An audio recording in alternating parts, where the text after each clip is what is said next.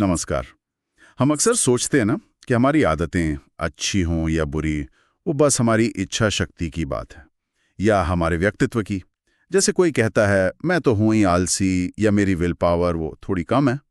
पर क्या सच में बस यही है? हाँ, ये बहुत आम सोच है। सोचिए जरा, अगर आपकी आदतें सिर्फ आपके अंदर से नहीं आ रही, अगर आपका माहौल मतलब आपके आसपास की दुनिया, हाँ, जैसे आपका घर, आपका ऑफिस। बिल्कुल, यहाँ तक कि आपका फोन, आपके दोस्त, क्या ये सब अनजाने में आपकी रोज की आदतों को क्या कहते हैं, कंट्रोल कर रहे हैं? आज हम इसी पेचीदा रिश्ते पर थोड़ी गहराई से बात करेंगे।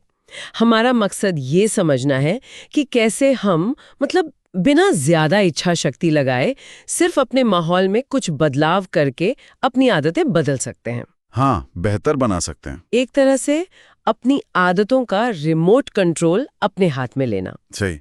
मैं अपना एक छोटा सा किस्सा बताता हूँ। मुझे ना देर रात तक फोन चलाने की आदत पड़ गई थी, बुरी तरह। आजकल ये बहुत कॉमन है। हाँ, और फिर सुबह उठने में मुश्किल, दिन भर थकान, सब पता था। विल पावर से कोशिश भी की, पर वो फोन हाथ से छूटता ही नहीं था। फिर मैंने सिर्फ एक चीज बदली।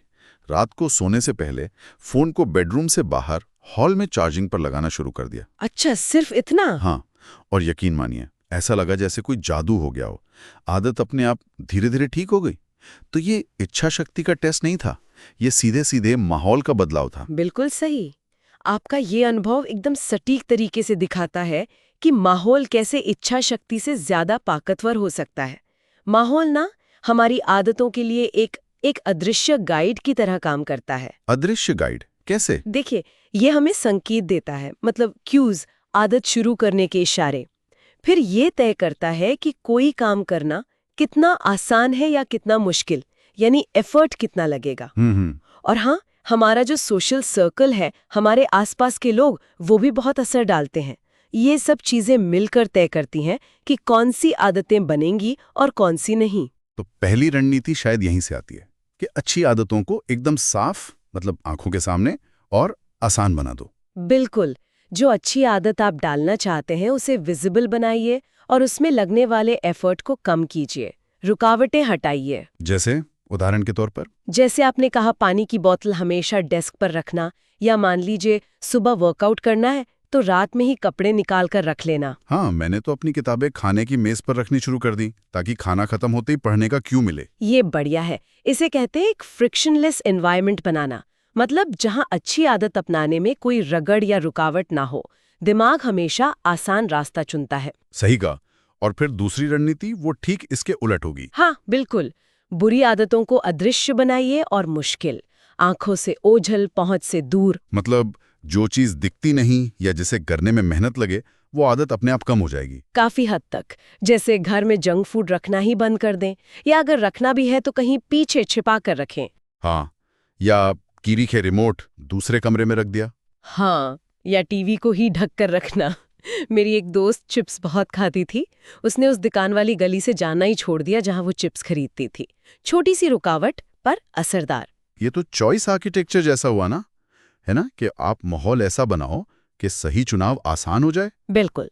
और तीसरी रणनीति है अपने सामाजिक दायरे की ताकत को समझना और इस्तेमाल करना। हम अनजाने में ही अपने आसपास के लोगों की नकल करते हैं। ये तो है। अगर दोस्त फिटनेस को लेकर सीरियस हैं, तो शायद हम भी थोड़ा ध्यान देने लगें। सही। अगर आपके दोस्त सेहतमंद खाते हैं तो मुमकिन है आप भी वैसा ही खाएंगे। लेकिन आपका सवाल भी जायज है कि अगर करीबी लोग साथ ना दें तो? हाँ, तब क्या करें? तो दो रास्ते हैं। एक, उन लोगों के साथ थोड़ा ज्यादा वक्त बिताएं जिनकी आदतें आप अपनाना चाहते हैं। कोई नया ग्रुप ज्वाइन कर लें, रनिंग क्लब, बुक क्लब, कुछ भी। ओके। दूसरा, अपने मौजूदा दोस्तों या परिवार में ही अपनी इच्छा बताएं। हो सकता है कोई आपको सपोर्ट करे, जैसे सुबह सैर पर जाने के लिए किसी दोस्त को साथ चलने के लिए मनाना। इससे एक जवाबदेही भी बनती है। अकाउंटेबिलिटी, हाँ। और चौथी, आखिरी रणनीति है चीजों को ऑटो पायलट पर डालना जहां तक मुमकिन हो। ऑटो पायलट मतलब? ऐसे सिस्टम बनाना जिससे आदत बनाए रखने के लिए रोजाना फैसला ना लेना पड़े, इच्छा शक्ति खर्च ना हो। जैसे बिल ऑटो पे पर लगा देना। अच्छा, हाँ। या पानी पीने का रिमाइंडर फोन पर सेट कर लेना। बैंक में SIP शुरू कर देना ताकि निवेश अपने आप होता रहे। हाँ, SIPs। जिम की मेंबरशिप ऑटो रिन्यूअल पर रखना, ये सब सिस्टम आपके माहौल का हिस्सा बन जाते हैं और सही काम अपने आप होने लगता है। समझ गया। तो हमने आज 4 मुख्य बातें की। समझ गया। तो हमने आज 4 मुख्य बातें की। 1, अच्छी आदतों को सामने रखो, आसान बनाओ। हाँ। 2, बुरी आदतों को छिपाओ, मुश्किल बनाओ। बिल्कुल। 3, अपने आसपास के लोगों का, अपने सोशल सर्कल का सही इस्तेमाल करो। सही। और 4, जहां हो सके चीजों को ऑटोमेट कर दो। यही सार है। तो सबसे बड़ी सीख शायद यही है कि आदतें बदलने के लिए सिर्फ खुद को दोष देना बंद करें। इच्छा शक्ति अपनी जगह है, पर वो लिमिटेड है। असली ताकत तो हमारे माहौल में है। बिल्कुल।